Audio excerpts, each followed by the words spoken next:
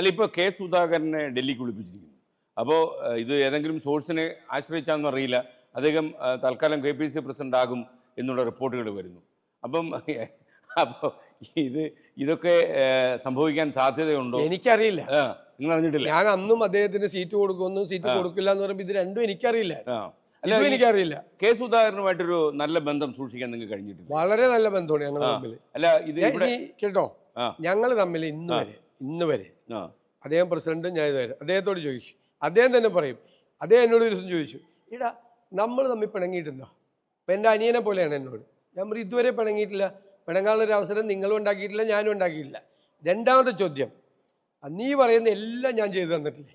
ഞാൻ പറയും എല്ലാം ചെയ്തു തന്നിട്ടുണ്ട്. ഞാൻ പറയുന്ന എല്ലാ കാര്യം നീ ചെയ്തു തന്നിട്ടില്ലേ? ഉണ്ട്. പിന്നെ എന്താണ് ആളുകൾ ഇങ്ങനെ പറയണേന്ന് അദ്ദേഹം ചോദിച്ചാൽ നിഷ്കളങ്കമായി ചോദിച്ചാണ്. അതിനാകെ ഒരു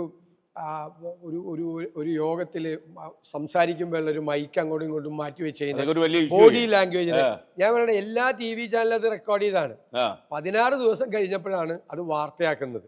അത് വേറെ ചിലര് ഈ ഞങ്ങൾ തമ്മിൽ കുഴപ്പമാണെന്ന് കാണിക്കാൻ വേണ്ടിയിട്ടുണ്ടാക്കിയ വാർത്തയാണ്. അല്ല, പിന്നെ അദ്ദേഹം ഒരു ദിവസം ഞങ്ങൾ ഒരുമിച്ച് പത്രസമ്മേളനം നടത്തുന്നപ്പോൾ ഞാൻ ഒരു സ്ഥലത്ത് പോയിട്ട് വരിക. അപ്പോൾ അദ്ദേഹത്തിനെ തെറ്റിദ്ധരിപ്പിച്ച് 10:55 പത്രസമ്മേളനം നടത്താൻ കയറ്റിയിരുത്തി. എനിക്കിതൊക്കെ അറിയാമല്ലോ, 10:55 ന്യൂസായിരിക്കുമെന്നും അത് ലൈവ് പോകില്ലെന്ന് എനിക്കറിയാം. അപ്പം ഞാനത് കാൽക്കുലേറ്റ് ചെയ്ത് 11:05 അവിടെ എത്തിയത്. 10:55 തൊട്ട് നിങ്ങളുടെ എല്ലാ ചാനലുകളിലും പരസ്യവും 11 മണിക്ക് ലീഡ് ന്യൂസും വന്നിട്ട് ഇത് ലൈവ് പോകണമെങ്കിൽ 11:05 വരുള്ളൂ എന്നറിയാം. അപ്പൊ ഞാൻ വേറെ സ്ഥലത്ത് കൂടി പോയിട്ട് അവിടെ എത്തി.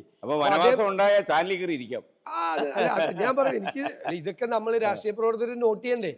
10:55 പോയി ഞാൻ ലൈവ് കൊടുത്ത ലൈവ് പോലെന്ന് ഞാൻ മനസ്സിലാക്കണ്ടേ? വേണ്ടേ? കുറെ കാലത്തിൽ നിങ്ങൾ മനസ്സിലാക്കിയിട്ടുണ്ടല്ലേ? ഓക്കെ, അത് നന്നായി. അല്ല, ഇപ്പൊ ശരിക്കും യഥാർത്ഥത്തിൽ ഈ സുധാകരൻ പിന്നീട് നടത്തിയ പ്രസ്താവനകളൊക്കെ തന്നെ അദ്ദേഹം പാർട്ടിക്ക് വിധേയനാണ് എന്ന് അദ്ദേഹം പറഞ്ഞു. മാത്രമല്ല അതിനകത്ത് നമ്മളൊരു ഒരു കുറ്റസമ്മതം പോലെ പറഞ്ഞാൽ ഞങ്ങളുടെ റിപ്പോർട്ടർ ഉൾപ്പെടെ ഏതാണ്ട് ഒരു 2-3 മണിക്കൂർ ലൈവ് നിലനിർത്തി ഞങ്ങൾ ഗോദാവരി എന്നൊരു പ്രഖ്യാപനം വരും എന്ന് വിചാരിച്ചു. ഗോദാവരി മൗനത്തിലായി.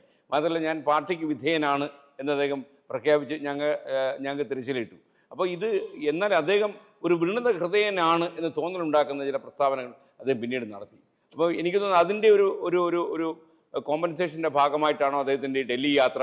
എന്തെങ്കിലും അങ്ങനെ സംഭവിക്കും ചിന്ത പാർട്ടിയിലുണ്ടോ? ഇല്ലില്ല, അദ്ദേഹം ഞങ്ങളുടെ സമുന്നതനായ നേതാവാണ്. ഞങ്ങൾ എല്ലാവരുമായിട്ട് നിരന്തരമായി ബന്ധപ്പെട്ടുകൊണ്ടിരിക്കുന്ന ഒരാളാണ്. എല്ലാ പാർട്ടി പരിപാടികളിലും വരുന്ന ആളാണ്. ഇതിന് ശേഷവും ഇപ്പോൾ ഈ പരിപാടികളിലെല്ലാം അദ്ദേഹം വളരെ സജീവമായി പങ്കെടുത്തിപ്പോൾ കോഴിക്കോട് ഗാർഗേജി പങ്കെടുത്ത പരിപാടിയിൽ അദ്ദേഹം വളരെ സജീവമാണ്. തെരഞ്ഞെടുപ്പ് പ്രവർത്തനത്തിൽ എല്ലാ മണ്ഡലത്തിലും പോവുക. എന്തെല്ലാം വാർത്ത വന്നു, KPCC പ്രസിഡന്റ് മണ്ഡലത്തിൽ പ്രചരണം നടത്തില്ല എന്നും പറഞ്ഞ വാർത്ത വന്നു. അവിടെ അദ്ദേഹം പ്രചരണത്തിന് പോയി. കണ്ണൂർ അദ്ദേഹം ഇറങ്ങില്ല. കണ്ണൂർ ആദ്യത്തെ ദിവസം തന്നെ അദ്ദേഹത്തിൻ്റെ ശിഷ്യന്മാരാണ് അവരെല്ലാം. TO മോഹൻ്റെ അവിടെ മത്സരിക്കുന്ന സ്ഥാനാർത്ഥിയൊക്കെ സുധാകരേട്ടൻ്റെ ശിഷ്യന്മാരാണ്. അവർ മക്കളെ പോലെ അനിയനെ പോലെയും കൊണ്ടു നടക്കുന്ന ആളാണ്. അവരൊക്കെ അദ്ദേഹമായിട്ട് നല്ല ബന്ധമാണ്. എന്തെല്ലാം വാർത്ത വന്നു, അവിടെ ഇറങ്ങില്ല എന്ന് പറഞ്ഞു കണ്ണൂർ പ്രചരണത്തിന്. അവിടുത്തെ മേയറായിരുന്ന TO മോഹൻ നല്ല സ്ഥാനാർത്ഥിയാണ്. സുധാകരേട്ടൻ തന്നെ ഇറങ്ങി അവിടെ തെരഞ്ഞെടുപ്പ് പ്രവർത്തനത്തിന്. അദ്ദേഹം എല്ലാവരും ഞാൻ വിളിച്ചപ്പോൾ അദ്ദേഹം എല്ലാവരെയും ബന്ധപ്പെടും, എല്ലാവരും സംസാരിച്ചു കൊണ്ടിരിക്കുക.